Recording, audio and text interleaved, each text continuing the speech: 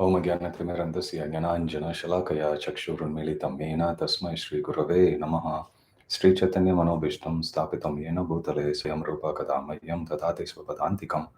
वन्देऽहं श्रीगुरु श्रीयुतापदकमलं श्रीगुरुं वैष्णवांश्च श्रीरूपं साग्रजातां सहगण रघुनाथान्वितं तं सजीवं साद्वैतं सावधूतं परिजनसहितं कृष्णचैतन्यदेवं श्रीराधाकृष्णपादान् सहगण ललिता श्रीविशाखान्वितांश्च। हे कृष्णा करुणा सिंधु दीनबंधु जगत्पते गोपेश गोपिका कांत राधा कांत नमोस्तुते तप्त कांचन गौरांगी राधे वृंदावनेश्वरी वृषभानुसुते देवी प्रणमामि हरिप्रिये वाञ्छाकल्पतरुभ्यश्च कृपा सिन्धुभ्यः च पतितानां पावनेभ्यो वैष्णवेभ्यो नमो नमः। जय श्री कृष्ण चैतन्य प्रभु नित्यानंद श्री अद्वैत गदाधर शिवासादि गौरभक्तवृंद हरे कृष्ण कृष्ण कृष्ण हरे हरे हरे राम राम राम हरे हरे। मुखं करोति वाचालं पङ्गुं लङ्घयते गिरिं यत्कृपातमहं वन्दे श्रीगुरुं दीनतारिणं परमानन्दमाधवं श्रीचैतन्य ईश्वरं। हरि ओम तत्सत्। श्री श्री राधा गोपीनाथ भगवान की जय। ग्रंथराज श्रीमद् भागवतम की जय। जगत गुरु श्रील प्रभुपाद की जय। जय निताय गौर ब्रह्मानंदे हरि हरि बोल।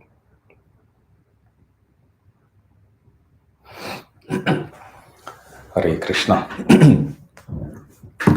Last week we started on the second canto, first chapter, the first step in God realization. Parishit Maharaj had asked two questions to Shukadeva Goswami. What is the duty of humans in all place, time, and circumstances? And the second question is, what is the duty, especially of one who is about to die? Shukadeva Goswami, first of all, glorified the questions itself because questions of this sort are capable of benefiting the entire humanity. Krito loka hitam rapa. It can benefit the entire humanity, and loka in general refers to not just humanity but all the living entities. In answer to that question, Shukadeva Goswami says that in all place, time, and circumstances, one should hear, glorify, and remember the activities and pastimes of the Supreme Personality of Godhead. Etam nirvidyamananam ichatam akutobhayam yoginam rapanirnitam harer namanukirtanam. So he says, simply by chanting the holy name of the Lord, one can ichatam akutobhayam, one can completely become fearless. And after glorifying the question and after establishing the prime principle, which we discussed, is the answer, or it's going to be the theme which will be elaborated for rest of Srimad Bhagavatam. After establishing the supremacy of bhakti, he then mentions about why it's the quality of life that matters and not so much the quantity. In other words, it doesn't matter how long we live. What matters is however long we live, how we are going to engage our time and energy. He says even it's better to have one muhurta of life.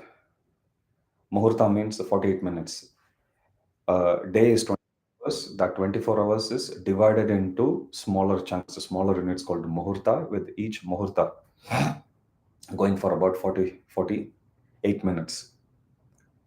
So here we celebrate everyday morning Brahma Muhurta by worshipping the Guru, by singing Guru Ashtakam. Likewise, we have different muhurtas during the day. He says it's much better to have one muhurta in life where we are properly engaged in our duty of human life rather than living for a prolonged period of time and completely squandering it.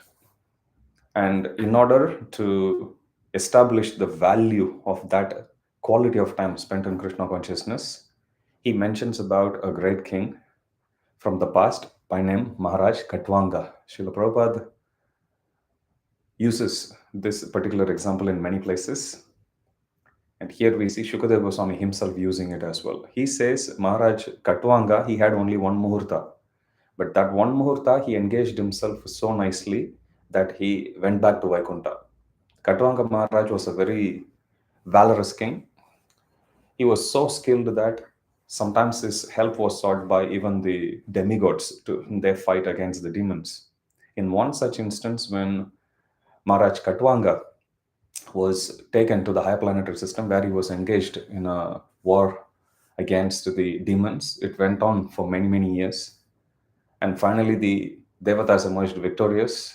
And as a token of their gratitude, the Devatas asked Maharaj Katwanga, "You really pleased us with your service in our fight against the demons. What boon would you like?" For which Maharaj Katwanga responded that, "I would like to know how much longer I'm destined to live in this body." And Devatas, using their powers, they figure out and they tell him that you have only one Muhurta left. Then Maharaj Katwanga says, "Immediately take me to the temple of Vishnu." So immediately they take him there, and then he meditates on the Supreme Lord, chants the holy names, and then he goes back to Godhead in that very lifetime. Now, the reason why Shukadeva Goswami says this to Parikshit Maharaj is, "Oh, my dear Parikshit, as you can see, it took only one Muhurta for Katwanga Maharaj to attain perfection.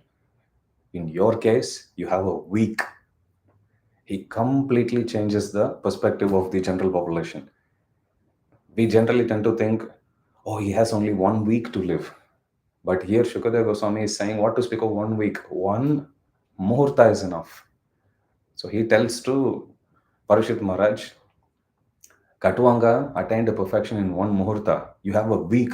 Oh, don't worry, there is plenty of time. So he is assuring him.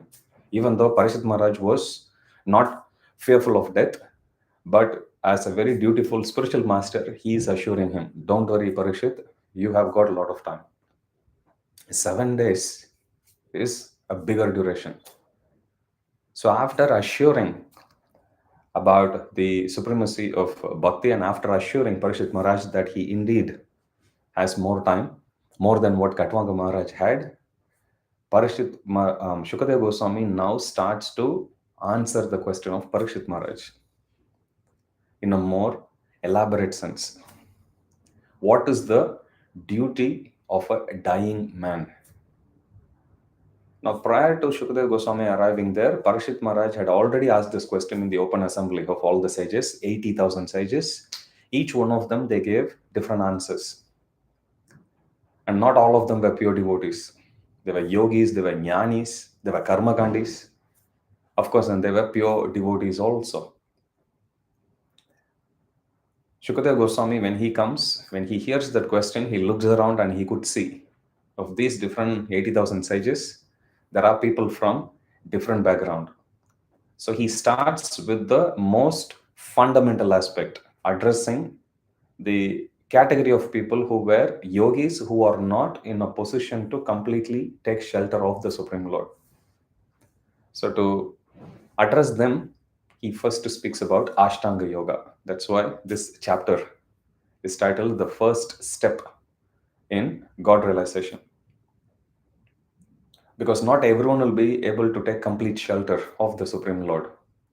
Some would want to go through the process of yoga slowly only. But even among them, not everyone will be in a position to sit in one place and meditate on the Supreme Lord. Even among yogis, there are different grades. There may be yogis who are still having a lot of material desires. And for them to sit in one place and to meditate on the spiritual form of the Lord as Paramatma is very difficult. So understanding their plight, Shukadeva Goswami first speaks about Virat Rupa meditation. So if there is a yogi and the yogi has got still material desires, such a yogi can't sit in one place and meditate on the spiritual form of the Lord. So for those yogis who still have a lot of karma, a lot of desires in their heart, this meditation on this gigantic form of the Lord is recommended.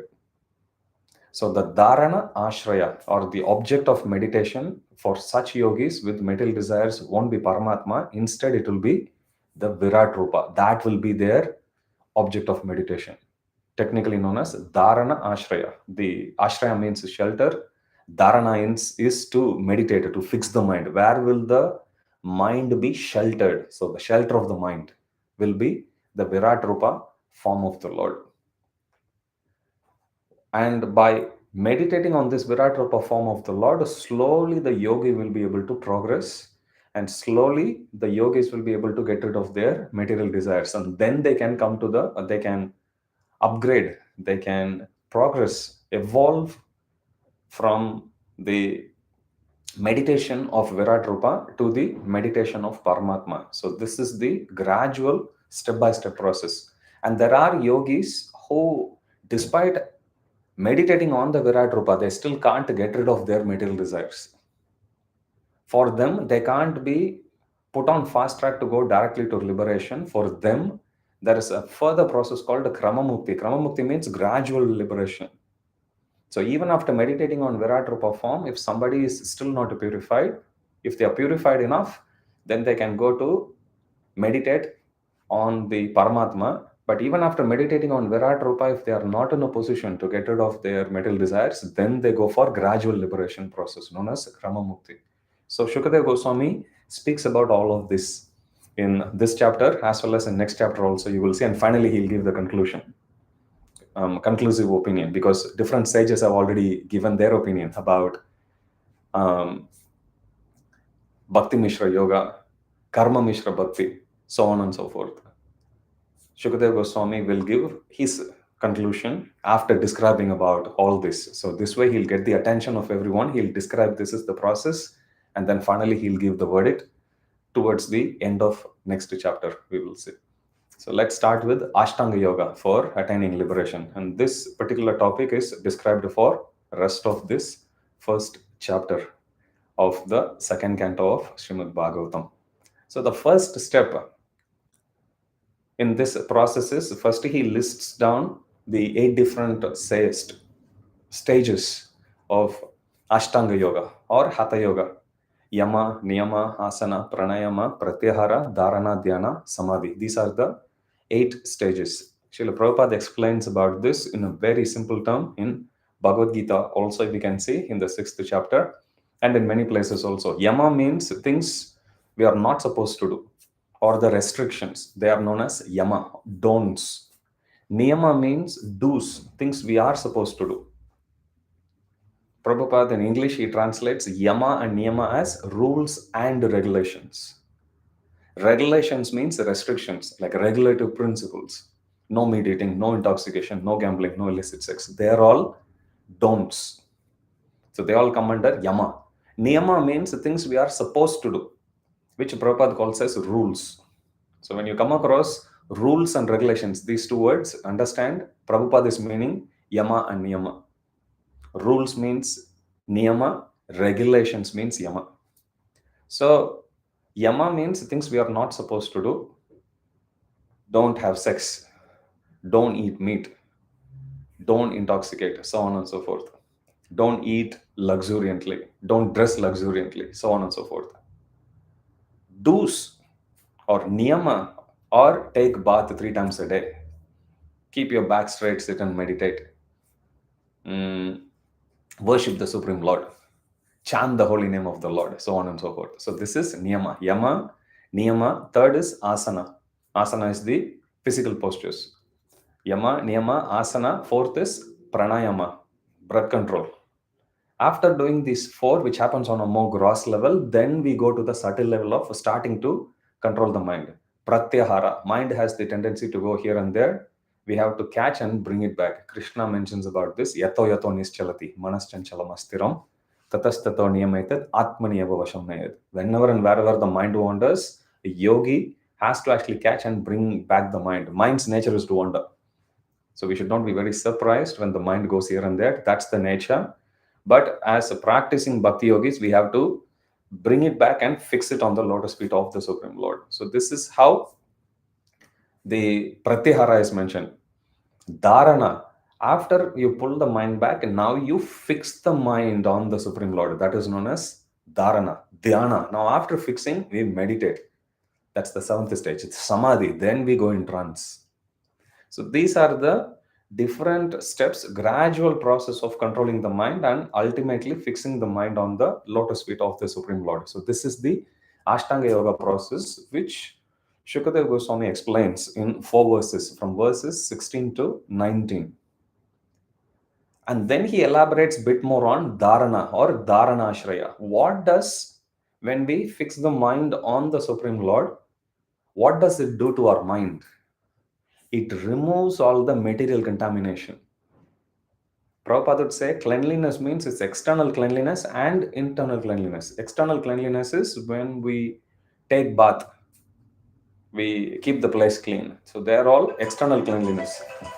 Internal cleanliness means we chant Hare Krishna Mahamantra, we meditate on the Supreme Lord, we um, cultivate positive thoughts, we make plans to spread Krishna consciousness. So anything which is spiritual is capable of cleansing ourselves internally. Externally means it's just physical cleanliness. So in this way, Srila Prabhupada explains how a yogi means is supposed to be clean both internally as well as externally. So dharana, what it does is it removes, it destroys the contamination of the mind, which is agitated. Akshiptam. What is it contaminated or agitated by? Rajoguna. And bewildered, vimudam. How is mind getting bewildered? Because of the influence of tamoguna. Mind is agitated because of rajoguna, and mind is bewildered, vimudam, because of tamoguna, because of the influence. But by meditating or fixing the mind on the form of the Lord, one goes beyond the contamination of these material modes, including mode of goodness, and then one gets fixed in Vasudeva platform, also known as Vishuddha Sattva, pure goodness. Then in that state, nothing can touch us. So this is the process that is elaborated on these verses on Ashtanga Yoga. Now, Parikshit Maharaj, he asks a few questions. First question he asks, three questions actually. First question he asks is, how is dharana accomplished? In other words, how to practice dharana? How can one fix the mind? Second question, what is the bona fide dharana shreya? In order to fix the mind, we need to have an object of meditation. What is that object of meditation? That's the second question he's asking. And third question is, how to remove the contaminations of the mind. What is dharana? How to fix the mind on dharana shreya? And third is how to quickly remove the contaminations of the mind. So these questions Parishit Maharaj asks, keeping in mind the certain section of the sages who are not yet pure, who is not pure to practice bhakti yet, who is not in a position to completely get rid of their material desires and take shelter of bhakti. So in answer to these questions, Shukadeva Goswami is now going to respond by describing about Virat Rupa, accomplishing dharana. How is dharana accomplished? Shukadeva Goswami says, in order to do that, one should first practice the preliminary limbs of Ashtanga Yoga. Preliminary limbs of Ashtanga Yoga is Yama, Niyama, Asana, Pranayama, Pratyahara. 5 of them are there. When one come or go past all these different stages, then one comes to the stage of dharana. In other words, one can't be a non-vegetarian and can be a meditator at the same time. Impossible, because they fail in the first stage itself, yama itself. One can't have free sex and expect oneself to be the greatest yogi. Again, not possible, because they break the principles of yama. So in modern days, if we see, most of our challenges are in the preliminary stages only. We can't even go past the preliminary stage in order to sit in one place and meditate. It's very difficult. May not be impossible, but or impossible, because the duration of life is very, very short. So it's practically impossible for us to give ourselves a chance long enough so that we practice on the preliminary limbs to come to the stage of sitting and meditating on the Supreme Lord. It's not at all possible. Kalau nastyeva nastyeva nastyeva gatiranyata. So only chanting the holy name of the Lord, only meditating on the Supreme Lord, the practice of Bhakti Yoga alone can be working in this day and age. There is no other process that can work. So here, answer to first question is, after, how is dharana accomplished? Dharana is accomplished after passing through the first 5 preliminary stages of Ashtanga Yoga. Then he goes to the second question, which is how to fix the mind on Dharanashraya. Or, in other words, what is the bona fide Dharanashraya? What is the object worthy to be meditated by a yogi? That's the question. Now, in answer to that question, Shukadev Goswami is speaking about the technique which is recommended for the yogis with material desires. For them, because they can't sit and meditate on the Paramatma, they have to sit and meditate on this Virat Rupa form. Now, this Virat Rupa is form that is given here is slightly different to what Krishna shows to Arjuna in Bhagavad Gita. In Arjuna, when he asks Krishna, please show me that form, Krishna shows him that form. But what Krishna has shown to Arjuna is a vision. It was real. Krishna himself shows and Arjuna could see. It was a vision. Arjuna didn't have to sit and speculate. He didn't have to sit and imagine. Whereas this particular form that is given, this is something which a yogi is supposed to sit and imagine. So here it's not real. This is not a vision that is given in Srimad Bhagavatam. This is the theoretical description that's given. A yogi is supposed to familiarize with these descriptions. They are supposed to sit and meditate, going through all of those forms, imagining. So this is a temporary technique only that is given in Srimad Bhagavatam. So we should not confuse that. This is exactly same as what Arjuna saw. What Arjuna saw was real. Here, a yogi is supposed to sit and understand these descriptions and meditate it that way. Just like, let us say, we all have this experience. I remember in my childhood, once I was going to Tirupati with my parents, and we were going in a van. And there I could see, when you travel, when you're a child, you have a lot of time, you look around, you look at the trees, you look at the grass fields, you look at the cows, you look at the sky as well. I still remember there was this huge blob of cloud that looked like Hanumanji. And I remember calling each one of my cousins, my brothers, everyone, saying, hey, see, Hanumanji is carrying Sanjeevani. And everyone could see, the form.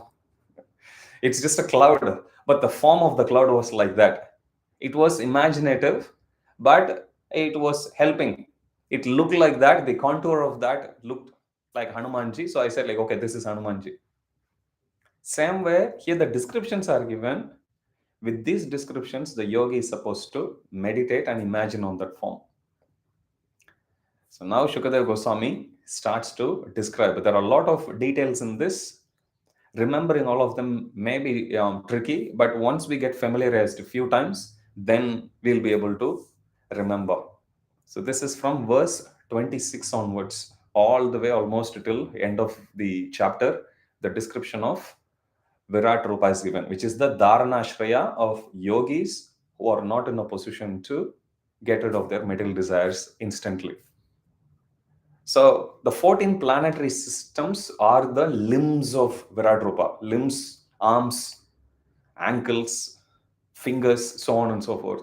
What are they? They are the 14 planetary systems. Again, with this description, we are supposed to imagine. Imagine in Vedic cosmology, there are 14 planetary systems. And each of these planetary systems are like the limbs of the Virat Rupa. So the bottommost planetary systems it's given. Patala Loka is like the bottom of the feet. So we have 7 planetary systems below and 7 above. We are in the 7th planetary system, which is Bhumandala. Below us, there are 7 planetary systems. Atala, Vitala, Sutala, Talatala, Mahatala, Rasatala, Patala. Each one of them. They are referred to the bottoms of the feet. Rasatala is like the heel and the toes of Virat Rupa. Likewise, the ankles, That's Mahatala. Talatala is the calf muscle or the calf portion of the feet. Sutala is the knees. Vitala, Hatala and Vitala, they are the two part of two thighs, lower part and the upper part of two thighs. Mahitala, earth is like the hip, which is Martiloka, where we are. That's like the hips of Virat Rupa. Bhuvarloka, outer space. Bhuloka, Bhuvarloka, the one above us. Bhur, Bhuva, Swarga, Maharjanas, Tapas, Satya. So above us is Bhuvarloka, which is the outer space. That is considered the navel of the Virat Rupa. Likewise, Swargaloka is the chest. Maharloka is the neck. Janaloka, mouth and face. Tapaloka, forehead. And Satyaloka is the head, which is Brahmaloka. So all these 14 planetary systems, they are like the limbs of Virat Rupa. And then he proceeds to describe further. The demigods headed by Indra, they are the arms of Virat Rupa. Likewise, the Digdevatas or the directional gods of the different cardinal directions, they are the ears. Likewise, the sound is the organ of hearing. So everywhere there is sound, that should be the subtle ears of the Virat Rupa form. The nostrils, Ashwini Kumaras. Ashwini Kumaras, they represent the two nostrils, two Ashwini Kumaras, twins, two Ashwini Kumaras, so that's the nostrils. And the mouth of Virat Rupa is the blazing fire. Even when we do Homa, we invoke the Lord, presence of the Lord, we install the deity actually in the fire. And then when every time we recite Swaha and we do the Ahuti, we offer the grains or the ghee, we offer it to the tongue. The blazing fire is considered to be the tongue of the Supreme Lord. So when we do Narshingadev, that's like the tongue of Narshingadev. When we do Narshima Homa, like that. Likewise, the eye pits, they are the outer space. So the outer space where we see the pitch black darkness, that's like the eye pits of the Virat Rupa. Likewise, the sun, they are like the eyeballs. The day and night are the eyelids of Virat Rupa. The abode of Brahma is the movement of the eyebrows. That represents, because that's the topmost portion of his head, that's like the eyebrows. Likewise, Varuna is the palate, that's the tongue. Without tasting or without any liquid or wetness, we can't taste anything. Rasoham apsukonteya. Rasa means there has to be some liquid there. Without liquid, we can't taste anything when our mouth is dry. We need some wetness in our tongue. So here, Varuna represents the palate, the taste, juice of everything. That represents the tongue. Vedic hymns are the cerebral passage. Yama, Lord Yama, is the jaws of teeth. So that is represented by Yamaraj. The art of affection, two rows of teeth. Maya is his smile. Samsara is his glance. So this Samsara chakra, the life cycle, birth and death, that's like his smile. Dangerous smile. The modesty is the upper portion of lip. The chin is his hankering. Religion, that's his breast. Irreligion is his back. Brahma is his genitals. Mitra and Varuna, his testicles. The ocean is his waist and abdomen. The hills and the mountains, they represent his bones. The rivers that we see in this world, they represent his veins. Likewise, the trees, they represent the hairs. Prabhupada explains about this rivers, the connection between rivers and veins. Prabhupada says in Ayurveda, any ailment with the veins, to cure that, it is recommended that one take a regular bath in moving waters, like going to a holy dip or taking bath in a waterfall like that. Prabhupada says that's very conducive. Prabhupada writes about this in Srimad Bhagavatam purports, the connection between these two. So in Ayurveda, Prabhupada says any ailment to do with the veins, one is recommended to go and take bath in natural water bodies. The wind with the power of Anantasesha, so strong, that represents the breath of Virat Rupa. The passing ages and time, that represents his movement and walking. The reactions of three modes are his activities. So the three modes of material nature that happens, that's because of his movement. The clouds represent the hair on his head. The hair on his body, that is the trees we saw, but the hairs of his head, that is the clouds. The twilight represents his dress. The prime cause of material creation, pradhana, that represents his intelligence. The moon represents his mind. His eyes are the sun, but the moon is his mind. Mahatattva, his consciousness. Rudra represents his ego. The horse, mule, camel, and elephant, they represent his nails. Wild animals and all quadrupeds represent his hips. The birds represent his masterful artistic sense. Manu is deliberating intelligence. Humanity is his residence.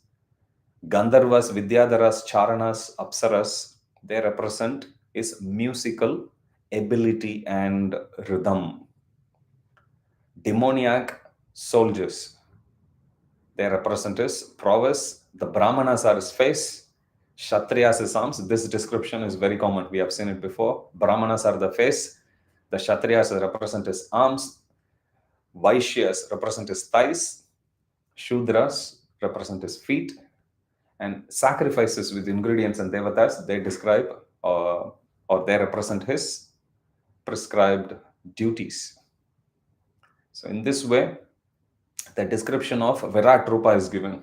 As we can see, there are a lot of details here, but it's a good meditation. When we look around everywhere, we can remember all of this.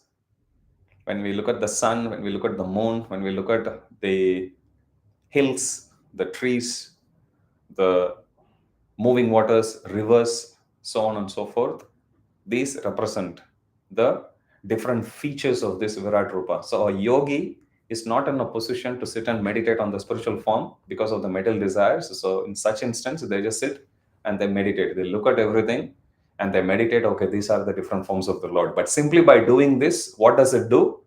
Mind gets purified. Mind gets purified from all the contaminations, and one will gradually evolve to be in a position to meditate on the Supreme Lord in the form of Paramatma. So Shukadeva Goswami concludes this chapter saying, thus I have described this whole Virat Rupa, which is the Dharanashraya, which is the answer to the second question of Parikshit Maharaj.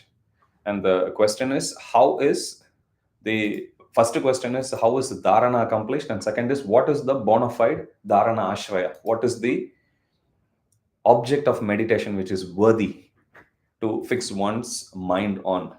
For which, first he describes about the Virat Rupa, the object of meditation for the yogis who are in the beginning stage. And then, next chapter, he will then describe and speak about the qualities of the Lord situated in the heart, which is Paramatma. We'll see it in the next class. Jagat Guru Srila Prabhupada ki jai. Shri Shri Radha Gopinath Bhagwan ki jai. Grantaraj Srimad Bhagavatam ki jai. Samaveda Gaur Bhakta Vrinda ki jai. Jai Nitai Gaur Premanande. Hari Hari Bo. Hare Krishna. We wish you all a very happy Radhashtami. Tomorrow, let us pray to our Divine Mother, Srimati Radharani, that we always remain sheltered at her lotus feet and please Krishna. Hare Krishna.